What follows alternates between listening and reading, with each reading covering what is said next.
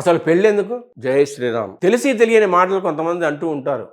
ఏముందండి, ఎందుకండి పెళ్లి, నాకు చేసుకోవాలని లేదు అంటూ ఉంటారు. అది చాలా తప్పు మాట. అలా ఉండమని శాస్త్రం చెప్పలేదు. ఇంద్రియాలు చాలా బలిష్టమైనవి. వాటిని జాగ్రత్తగా మచ్చిక చేసుకోవాలి. మచ్చిక చేసుకుని వైరాగ్య సుఖానికి వెళ్ళాలి. ఏనుగుని ఎలాగైతే మావటి మచ్చిక చేసుకుంటారో అలాగే ఇంద్రియాలని కూడా ఇలా మచ్చిక చేసుకోవాలి. ఇంద్రియాల్ని అలా మచ్చిక చేసుకోలేని వాడు సాధకుడు కాలేడు.